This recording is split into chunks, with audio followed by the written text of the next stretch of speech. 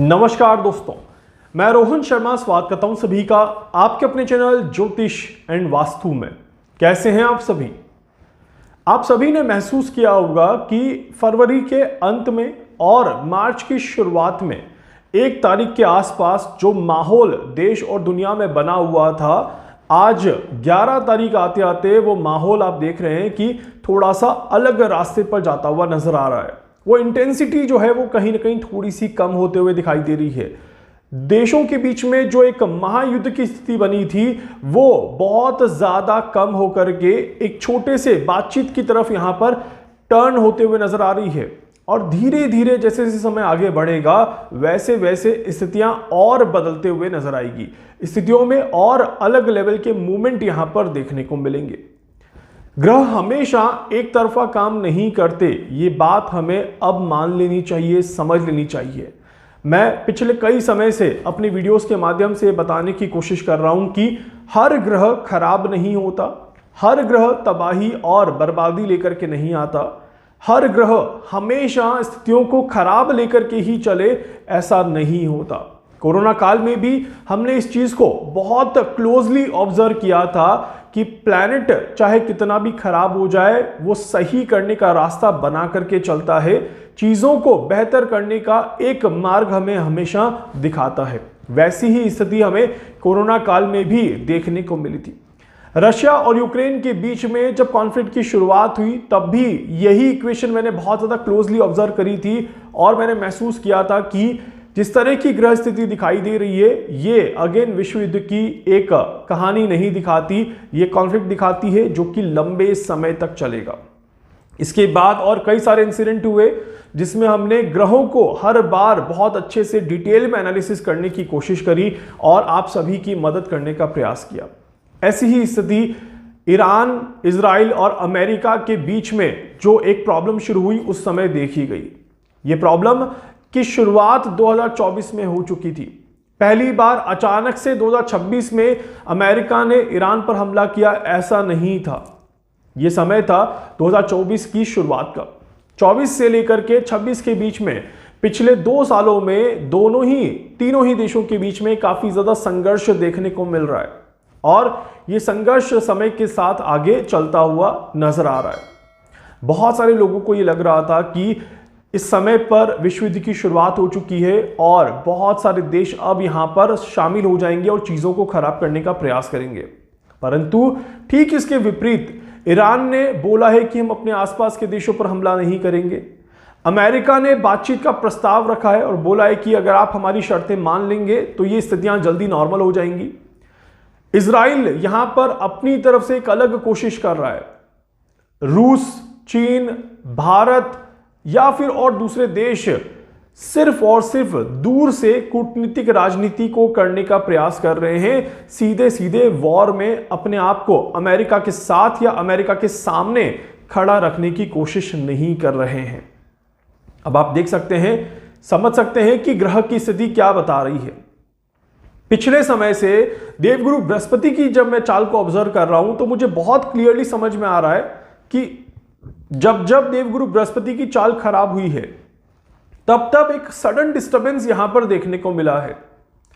देवगुरु बृहस्पति की चाल खराब होने के साथ ही हमने उसी समय पर राहु और केतु के इन्फ्लुएंस को भी महसूस किया और उसी समय पर शनि का भी मोमेंटम हमने राहु और केतु के संपर्क में होते हुए देखा।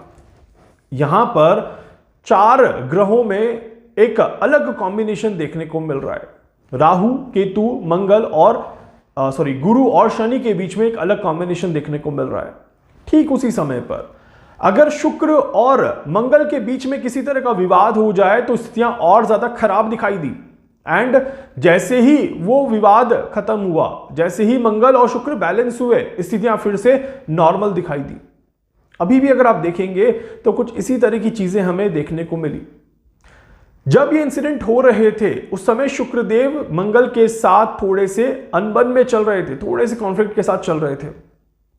शुक्रदेव जैसे ही मंगल से दूरी बना करके आगे बढ़े, जैसे ही बैलेंस होने का प्रयास किया, वैसे ही स्थितियां बदल गई। मतलब कि इंटेंसिटी ऑफ एनी मूवमेंट जो था वो सिर्फ और सिर्फ 48 से 72 घंटे का था उसके बाद चीजें बिल्कुल विपरीत दिखाई दी या थोड़े अलग लेवल पे हमें दिखाई दी, जो कि रिड्यूस लेवल था।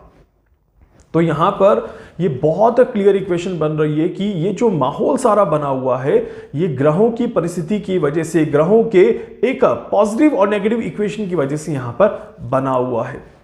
अब इन सभी इक्वेशंस के बीच में देवगुरु बृहस्पति 11 मार्च 2026 को अपनी चाल बदल रहे हैं। पुनर्वसु नक्षत्र में ट्रांजिट करते हुए देवगुरु बृहस्पति मार्गी होने जा रहे हैं और ये एक बहुत ज्यादा खुशी की बात है। इसके पीछे कई सारे कारण हैं जो मैं आपको यहां पर बताऊंगा। देवगुरु बृहस्पति मार्च, अप्रैल और मई के महीने में मिथुन राशि में गोचर करेंगे। That is the positive sign, क्योंकि ये वो समय है जहां पर मिथुन राशि में देवगुरु बृहस्पति अपना पॉजिटिव परिणाम देते हुए नजर आएंगे और यही सही समय रहा है देवगुरु बृहस्पति का मार्गी होने का प्लस मिथुन राशि में रहने का। क्यों? इसके पीछे एक और कारण बताता हूं आपको कि बुध देव बहुत जल्दी मीन राशि में राशि परिवर्तन करेंगे। बुध जब मीन राशि में राशि परिवर्तन करेगा तो वहां पर वो बुध जो है वो खराब हो जाएगा। अब ऐसे में बुध को देवगुरु बृहस्पति का सपोर्ट मिलेगा, एक बल प्राप्त होगा, जिसकी वजह से खराब बुध भी कहीं ना कहीं चीजों को बेहतर करने की कोशिश करेगा, चीजों को अच्छा करने का प्रयास करता हुआ नजर आएगा। इस वजह से यहां पर इल्यूजन, राहु का प्रभाव, मति भ्रम, बुध का प्रभाव तो देखने को मिलेगा, बट उस अंधकार के पीछे एक उजाले की किरण भी आप सभी को देखने को जरूर मिलेगी, जो देवगुरु बृहस्पति आप सभी को प्रोवाइड कराएंगे। तो माहौल तनावपूर्ण रह सकता है, बट उस तनावपूर्ण माहौल के बीच में भी कोई एक ऐसी कड़ी, कोई एक ऐसा मोमेंट बनेगा जो चीजों को बेहतर बनाने का प्रयास जरूर करेगा। इसीलिए यह समय जो है ये कहीं ना कहीं थोड़ा सा चीजों को एक पॉजिटिव डायरेक्शन में लेकर के जाता है।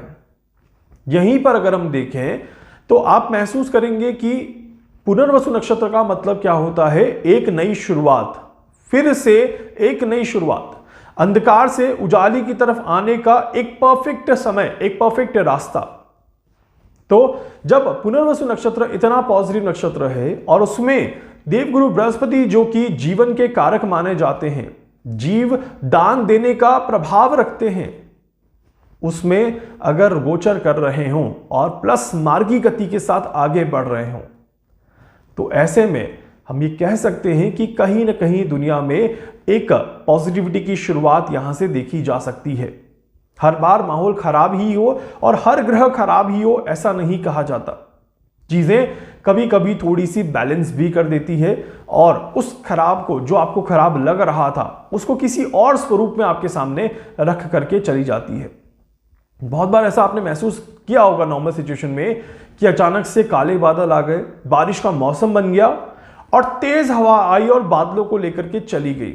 आप सुबह से जिस बारिश का इंतजार कर रहे थे, शाम होते होते वो बारिश वहां से गायब हो गई और फिर एक महीने तक बारिश आई ही नहीं।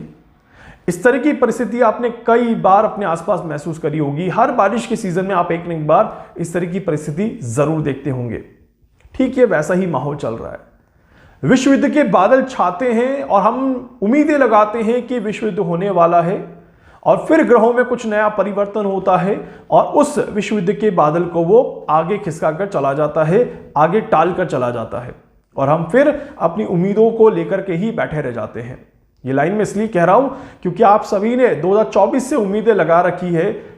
इवन दो जब से या रशिया और यूक्रेन का युद्ध हुआ है, उम्मीदें तो आप सभी तभी लगा करके बैठे थे, बट 24 से तो काफी ज्यादा लोगों ने उम्मीदें लगा रखी थी कि शनिदेव मीन राशि में आते ही विश्व युद्ध की शुरुआत हो जाएगी, ये हो जाएगा, वो हो जाएगा। बहुत सारे लोगों ने बहुत सारी बातें करी थी, अभी भी कर रहे हैं, हम किसी को रोक नहीं सकते। सबका अपना अपना व्यक्तित्व है, सबका अपना अपना एक कैलकुलेशन का प्रोसेस है, सबका अपना अपना स्टेटमेंट है। किसी के स्टेटमेंट को सही और गलत कहना हमारा काम नहीं है। हम क्या कह रहे हैं कि आप थोड़ा सा ग्रहों को समझिए, ग्रहों के दूसरे पहलू को भी समझिए। There is always a other side of coin. हमेशा एक साइड कॉइन को देख करके जजमेंट मत करिए, अलग अलग साइड को भी देखने का प्रयास करिए। इस बार तनावपूर्ण स्थिति जो हमें मिडिल ईस्ट में देखने को मिल रही है, ऊर्जा का जो हमें क्राइसिस देखने को मिल रहा है, मतलब एनर्जी सेक्टर में जो हमें क्राइसिस देखने को मिल रहा है, अचानक से दाम ऊपर और नीचे हो रहे हैं, या फिर किसी भी तरह का आप कह सकते हैं ट्रेड में कोई बड़ा मोमेंटम हमें देखने को मिल रहा है। अगर आप सभी ने नोटिस किया होगा तो अमेरिका ने अभी भी ईरान के व्यापार को पूरी तरह से ब्लॉक नहीं किया। उद्देश्य बिल्कुल क्लियर है अमेरिका का कि सत्ता पर हमला करना है और सत्ताधारियों पर हमला करना है, और अमेरिका ने उसी स्ट्रैटेजी के साथ चीजों को आगे बढ़ाया। यहां पर ईरान के लिए भी अभी भी ईरान का काम बंद नहीं हुआ। ईरान का जो तेल का व्यापार है वो ब्लॉक नहीं हुआ। ईरान का तेल का व्यापार अभी भी चल रहा है। इट मींस ईरान को चोट तो लगी है, बट ईरान पूरी तरह से कोलैप्स नहीं कर रहा है यहां पे। तो आने वाला समय भी जो है वो ये दिखाता है कि बातचीत होगी, चीजें बनेंगी और चीजें नई शुरुआत के साथ आगे बढ़ते हुए नजर आएगी। कहीं ना कहीं कॉम्प्रोमाइज जरूर करना पड़ेगा। नए गठबंधन या नई नीतियां या नए समझौते यहां पर करने पड़ेंगे। इस तरह के योग बन रहे हैं एंड मुझे पूरी उम्मीद है कि जब ये योग बन रहे हैं तो ये योग इसी तरह से एग्जीक्यूट होते हुए भी नजर आएंगे। और जैसे जैसे मई, जून, जुलाई आगे बढ़ेगा, कहीं ना कहीं स्थितियां और ज्यादा थोड़ी सी बेहतरमेंट की तरफ, बेहतर होने की तरफ आगे बढ़ते हुए नजर आएगी। तो आप सभी से रिक्वेस्ट करूंगा, देवगुरु बृहस्पति मार्गी होने जा रहे हैं, इसका प्रभाव पॉजिटिवली लीजिए, इसको महसूस करिए, अपने आसपास के एनवायरनमेंट को भी महसूस करने की कोशिश जरूर करिएगा। देवगुरु बृहस्पति जब मार्गी होंगे तो आपके जीवन में भी कई सारी पॉजिटिविटी लेकर के आएंगे, आपके जीवन को भी बेहतर बनाने में आपकी मदद करते हुए नजर आएंगे। तो पिछले कुछ समय से अगर स्थितियां आपके लिए अच्छी नहीं चल रही थी तो डेफिनेटली देवगुरु बृहस्पति के मार्गी होने के साथ आपको भी एक नया रास्ता मिलते हुए नजर आएगा, एक नई पॉजिटिविटी देखने को मिलेगी और आप भी अपने जीवन में थोड़े बेहतर होते हुए नजर आएंगे। उम्मीद करता हूं आप सभी खुश रहें, खुशहाल रहें और अपने समय के साथ अपने आप को आगे बढ़ाने का प्रयास जरूर करें। वीडियो को लाइक कर दीजिएगा, चैनल को सब्सक्राइब जरूर कर दीजिएगा, बेल आइकन पे जरूर से क्लिक करिएगा। कुछ भी पूछना चाहते हैं, जानना चाहते हैं, अपने बारे में कुछ भी समझना चाहते हैं, आप मुझसे संपर्क कर सकते हैं। मैं पूरी कोशिश करूंगा आप सभी की हर संभव मदद यहां पर कर सकूं। धन्यवाद।